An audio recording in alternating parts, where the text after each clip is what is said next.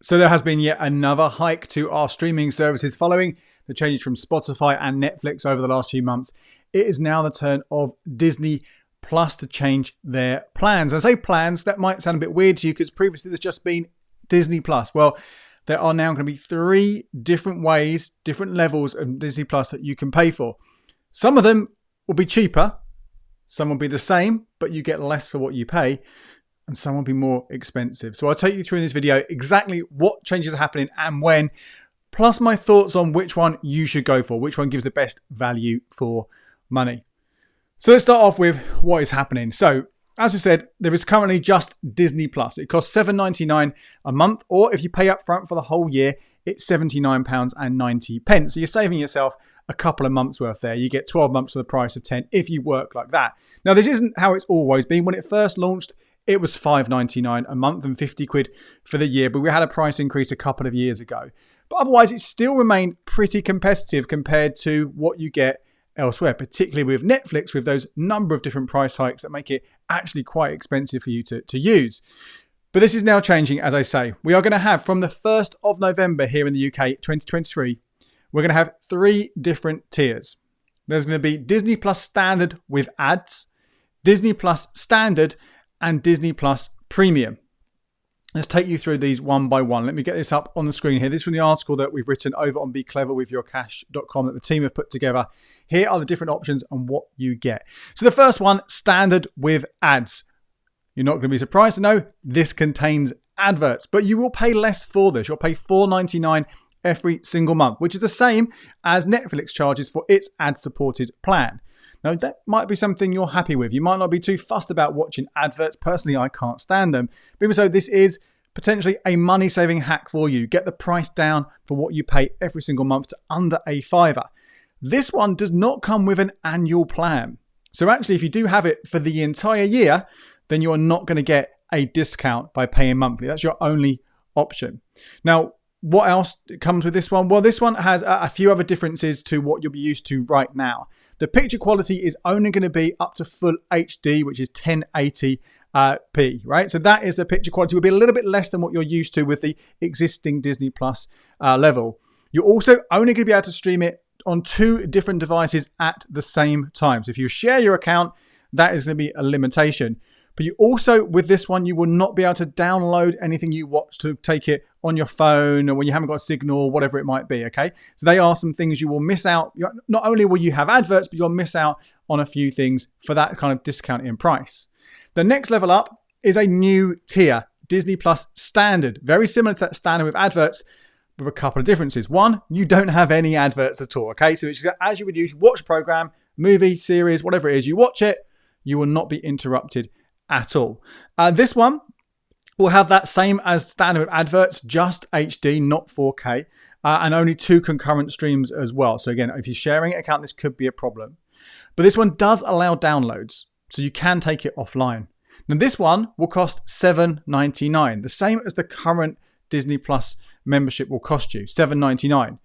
But it is different because the existing tier is going to become something called Disney+ Premium. This is going to be exactly what you're used to right now. So 4K picture quality, Dolby on the audio, up to 4 people streaming at the same time. So what we're paying $7.99 for right now, that is going to increase in price to $10.99. So it is possible to keep on the current price you're paying right now, but you will make a few sacrifices along the way. Now, again, there are annual prices for both the standard and the premium ones, which give you, again, that equivalent of getting 2 months free. So that's what's happening with the 3 different options, which from the 1st of November. So what does this mean if you are an existing Disney+ subscriber?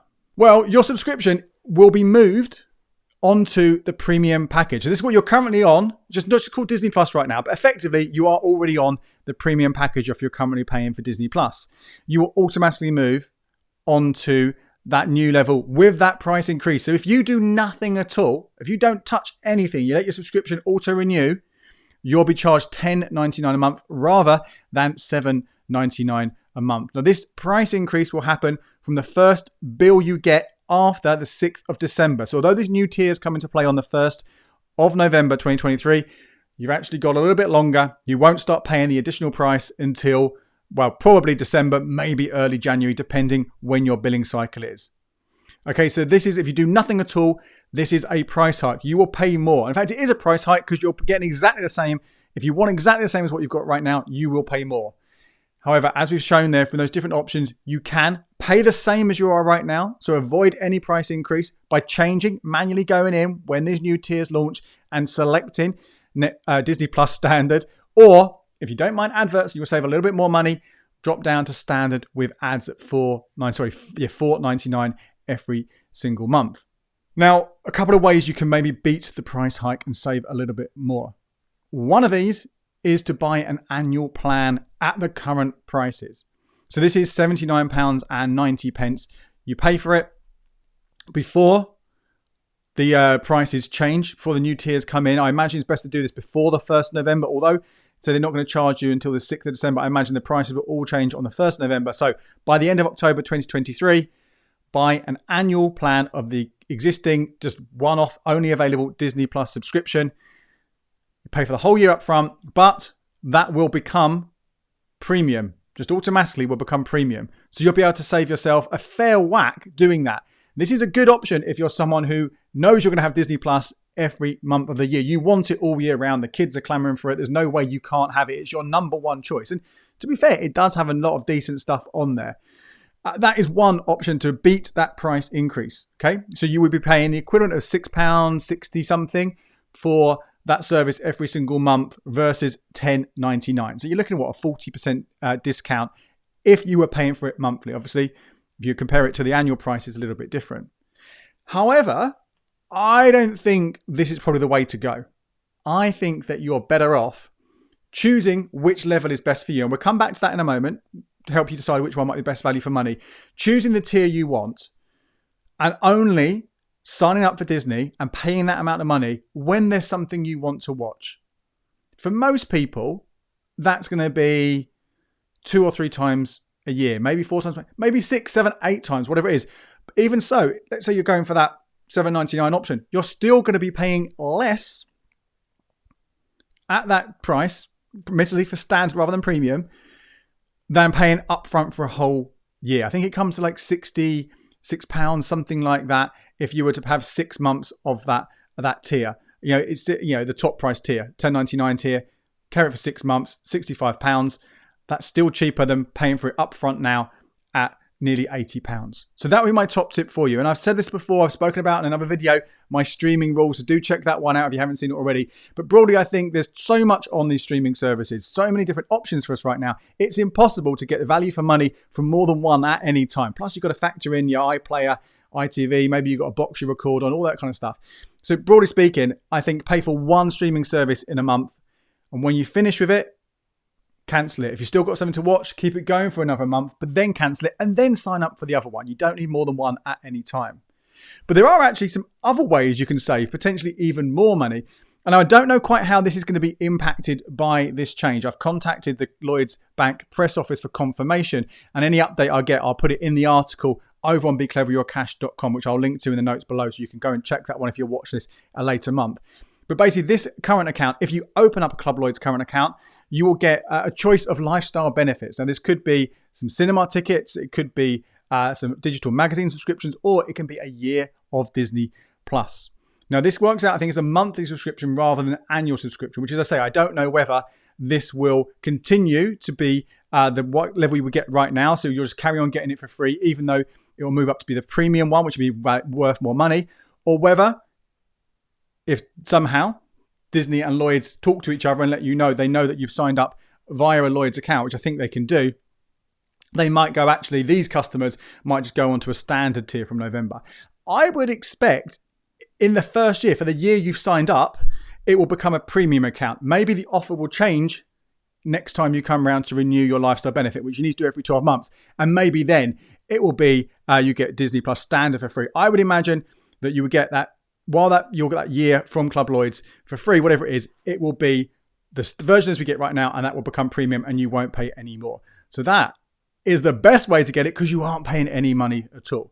Again, I have got a long list of this and other Disney Plus deals over at becleveryourcash.com. So I'll also link to those you can click over. Another great one is if you're on O2 and you want to pay monthly for every other month that you want, you can get a £2 discount, but you're paying for Disney Plus via your O2 bill. Again, not worth going to O2 just for this, but if you've got a good deal and you're shopping around, it's worth maybe thinking about it. And in fact, sometimes you can get up to 6 months for free by doing it via O2. So there are your different options, your ways to save money. But let's go back to, I said we'll talk about which one do we think offers the best value for money? Which one should you go for out of these 3 different tiers? And I'll bring them back on screen now just so we can remind ourselves what we've got. So at $4.99, standard with ads is undoubtedly the cheapest one. I personally wouldn't go for that. I'd be willing to pay an extra £3 for the month that I've got it. And this is assuming that I'm not getting it for free from Club Lloyd's, which I am. But if I was, I'd be happy to pay £3 a couple of months a year, 2 or 3 times a year, to avoid adverts, because I really hate adverts. Plus that ability to watch them offline. If I'm getting a long train journey, sometimes I like to download the shows and watch them. Not all the time, it's not an essential one, but it's certainly something that I would want to do. Of course, for you, if you do never download stuff and you don't mind adverts, $4.99 is really good option. So let's move on. Let's compare standard and premium. This is where things get a bit hard. And I think there are the things you need to think about here are how many people are you sharing it with? Because let's face it, you're sharing your Disney Plus account with someone else, or they're sharing it with you. What's going to happen if there's a lot of people it's shared with and they're all trying to watch it at the same time? 2 streams at once could be a problem. And if you actually aren't the account holder, if someone else is paying the bill, well, they get precedent, right? They should be able to kick you off if they want to watch it and you're watching it. So that could be frustrating, because we're assuming here that you're paying. There could be a bit of faff. I don't know how easy it will be to kick someone off in that situation. You might have to sort of get on the WhatsApp group and say, who's using Disney Plus? Can you please stop watching it because we're using it now? Which is a bit annoying, but that's something to bear in mind. But I don't think many people actually will need the 4 streams, because there will be situations. If you're splitting the cost with mates, that's different. But most people, I think you can get away with just having 2. And that would lean, again, towards that standard one. Is it worth paying an extra £3, an extra £30 over a year to have those extra options? Now, if you are splitting the cost fairly, then maybe it is worth doing that, getting that extra one and making sure everyone pays their share and they all get to watch it when they can. In terms of the picture quality, it is nice to have 4K, but you've got to remember, not everything on Disney Plus is in 4K. A lot of the older stuff will just be in HD, if even that, if it's really old. So you're only really getting this on a handful of the newer movies and newer shows. And even then, I know it does make a difference. And people will argue with me sometimes about this, but I personally think it's not enough, again, to justify an extra £30 a year, £3 a month, depending when it is. But you can make your own choice on that. Are you able to put up adverts? Do you need to download to watch offline? Do you need to have it shared with more than 2 people at the same time? And do you need that extra picture quality? And that'll help you choose what to do. As I said, loads more information and many more deals over at becleveryourcash.com. My name is Andy Webb. Thank you so much for watching. Check out these videos here for more ways to cut the cost of your streaming.